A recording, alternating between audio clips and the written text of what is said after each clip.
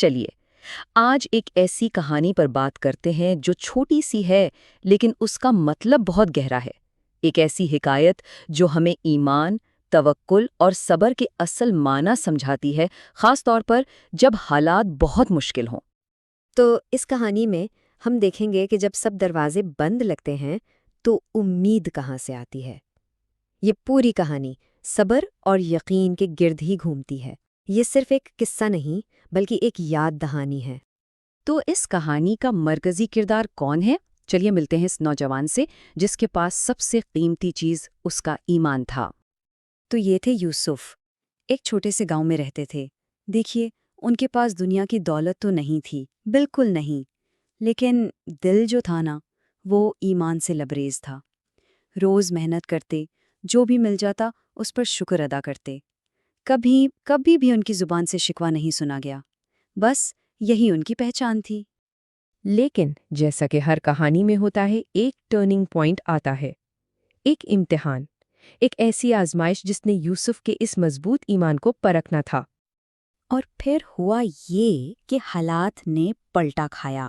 اچانک گاؤں میں ایک زبردست قحط آ گیا، سب کچھ سوکھ گیا، کام بالکل بند، اور یوسف ان کے پاس کئی دنوں تک کھانے کے لیے ایک لقمہ تک نہیں تھا۔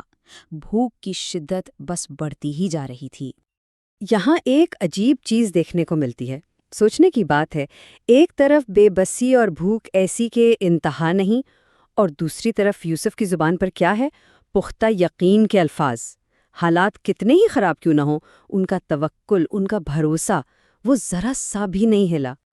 اور اب کہانی اپنے سب سے جذباتی موڑ پر آتی ہے، جب انسان اپنی کمزوری کی حد پر پہنچ جاتا ہے نا، اور پھر پوری طرح اپنے رب کی طرف پلٹتا ہے۔ ذرا سوچئے اس منظر کو۔ ایک رات ہے، یوسف مسجد میں ہیں، بھوک سے بالکل نڈھال، جسم میں طاقت نہیں، آنکھوں میں آنسو ہیں، لیکن دل کے کسی کونے میں ایک چھوٹی سی امید کی کرن اب بھی ہے، ایک یقین کہ ان کا رب انہیں اکیلا نہیں چھوڑے گا۔ اور پھر وہ دعا کے لیے ہاتھ اٹھاتے ہیں، اور یہ کوئی عام دعا نہیں تھی۔ اس دعا میں ان کی پوری زندگی کا نچوڑ تھا، ان کا اصولوں پر چلنا، ان کا پاک دامن رہنا، اور اس ایک لمحے کا سارا بھروسہ۔ یہ ایک ایسی فریاد تھی جو دکھاوے سے پاک، سیدھی دل سے نکلی تھی۔ تو آخر اس سچی دعا کا جواب کیا ملا؟ چلیے دیکھتے ہیں کہ کہانی آگے کیا موڑ لیتی ہے۔ اور بالکل اسی وقت مسجد کے دروازے پر ایک اجنبی آتا ہے۔ دیکھیے، یہ کوئی اتفاق نہیں تھا۔ اس شخص نے خود بتایا کہ اس کے دل میں ایک آواز آئی، ایک خیال ڈالا گیا کہ جاؤ کسی ضرورت مند کو ڈھونڈو اور اسے کھانا کھلاؤ۔ مطلب یہ دعا کی قبولیت کا کتنا واضح اور خوبصورت سلسلہ تھا۔ جب یوسف نے کانپتے ہاتھوں سے وہ کھانے کا تھیلا لیا نا، تو ان کے آنسو رک نہیں پائے، اور ان کی زبان سے یہ الفاظ نکلے۔ یہ صرف شکر کے آنسو نہیں تھے، یہ اس احساس کے آنسو تھے جب انسان کو یقین ہو جاتا ہے کہ ہاں، اللہ سنتا ہے، وہ جواب بھی دیتا ہے، بس شرط صبر کی ہے۔ تو اب یہ سمجھنا ضروری ہے کہ یہ کہانی صرف پیٹ بھرنے کی نہیں تھی۔ اس کا اصل سبق، اس کا اصل پیغام بہت گہرا ہے۔ چلیے اب اس پر بات کرتے ہیں کہ اس واقعے نے یوسف کو اصل میں سکھایا کیا۔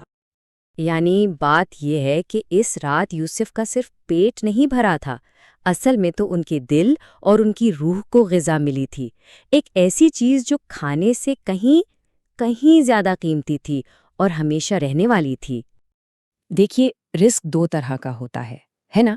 ایک ہے جسمانی رزق جو ہمارا پیٹ بھرتا ہے، یہ وقتی سکون دیتا ہے، لیکن دوسرا ہے روحانی رزق۔ یہ کیا کرتا ہے؟ یہ ایمان کو طاقت دیتا ہے، ایک ایسا یقین پیدا کرتا ہے جو کبھی ختم نہیں ہوتا۔ اس رات یوسف کو دونوں ملے، لیکن جو روحانی رزق تھا نا، اس کی اہمیت لامحدود تھی۔ تو یہ پوری کہانی، یہ پورا تجزیہ ہمیں ایک اہم سوال کے سامنے لا کر کھڑا کر دیتا ہے۔ جب ہماری اپنی زندگی میں مشکلیں آتی ہیں، جب قحط کا سماں ہوتا ہے، تو اس وقت ہمارا اصل سہارا کیا ہوتا ہے؟